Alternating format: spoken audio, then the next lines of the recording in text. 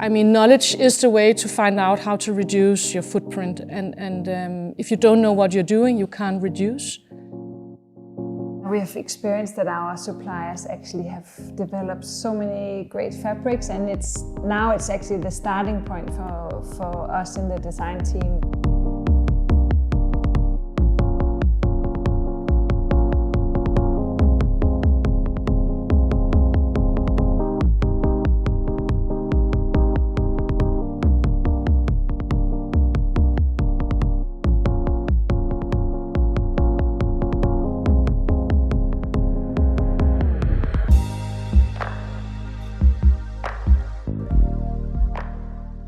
Garden has always been acting with a very strong moral compass, but it's been very intuitive and very sort of based on a deep desire to act respectfully towards people and the planet.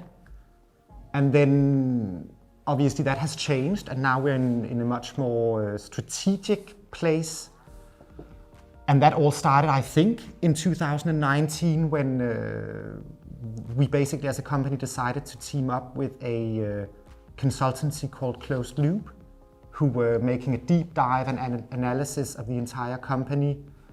A massive part of our strategy for CSR is to also be transparent and open about where do we do well and where don't we do so well. So for example, on our website, you can click on every single product. You can see where has it been made, because of course supply chain is a huge part of the transparency. No doubt that the last year or so has also been a massive opportunity for self-reflection and soul-searching. Every single person might be privileged one way or another, might be biased one way or another, and we are well aware, trying to constantly have a mirror in front of ourselves and see can we do better? And of course, we constantly can do better, even though we think we try to always do the best.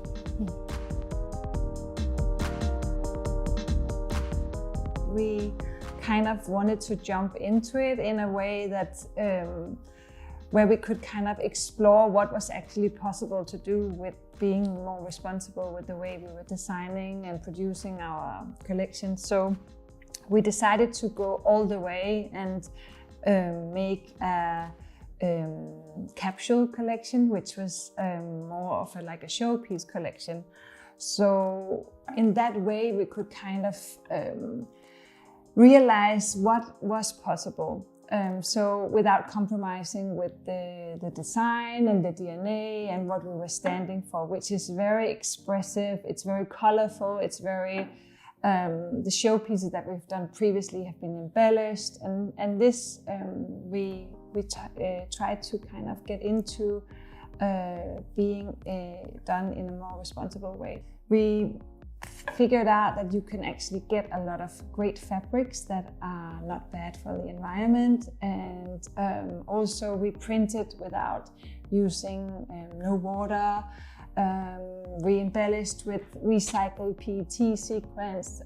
So we realized that you can actually get quite far with what is in the market at the moment. So we went all the way, and we experienced that you could not only make great garments, but also you didn't have to compromise.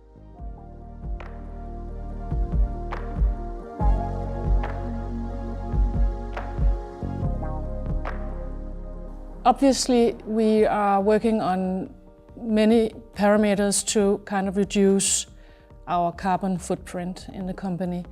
When it comes to logistics at the moment, because everything is super difficult in terms of getting our clothes to Denmark, we are at the moment using trains instead of boats, also still shipping, but and that seems to be the most environmental best way of transporting your products home. We are trying to reduce plastic use. We're trying to actually just reducing packaging, because the less paper, plastic, whatever you use for packaging, the easier and less environmental problems you'll have. We have always, from the beginning, I think a super important fact for Helle and I was that always try to do or make a product which lasts forever. I know it's not possible, but if you can actually use your garments again and again and again, and when you're done with it, you can share it with someone else, your mom or your friends. That is the obvious most important way of producing and looking at design and garments today. You often think when you work with responsibility that it will limit you in what you're doing. And that was, I think, something that you have to understand. And what we challenged ourselves with was we don't want it to limit us. We want it to be part of who we are and how we design. And we succeeded in actually both creating beautiful design, but also in fabric that was responsible. And that made a lot of sense for us and was easy also to communicate. We have quite ambitious goals for like how much of the collection should be made in responsible fabrics, and we have accelerated our goals within the last year. At the moment, I think we have about 70% of the collection that is made out of responsible fibers, and our goal is that in 2025 it should be 90%. We decided from the very beginning to be quite transparent and open, admit that we were not there. There was a long journey in front of us, becoming a more responsible company. And we started making a report where we outlined where are we today and how do we want to work with this.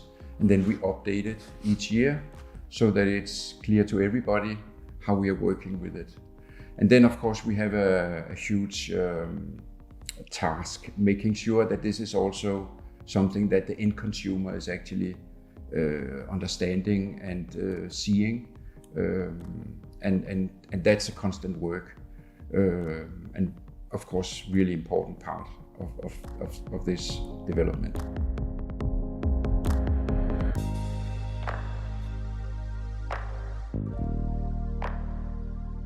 If you have a piece of wonderful clothes in your wardrobe for 10 years, it makes so much more sense than going out buying 4 in 10 years. So it's all about longevity. It's all about longevity, exactly.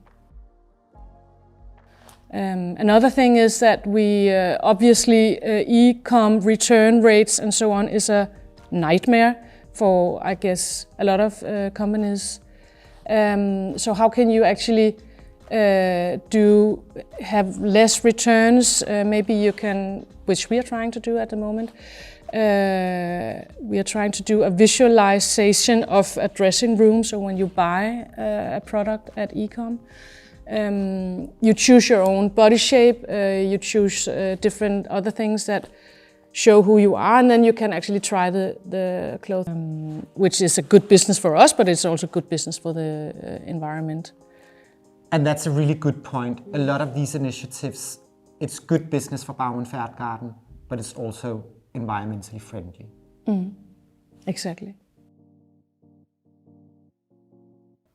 What is special about what we do is that we really try to focus, because otherwise it becomes too complex and too complicated, too expensive and too many obstacles actually to overcome.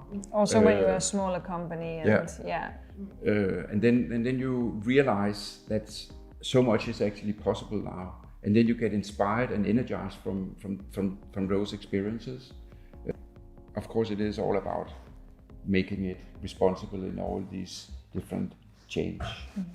Also the way that we, with transportation, which is such a big thing, you know, when you produce in different areas of the world, that we really manage to think it in as well, that you don't fly everything home from Asia or from the rest of the world, but we try to do our shipping by train or by sea, and so I think that is also, I think it has quite a big impact.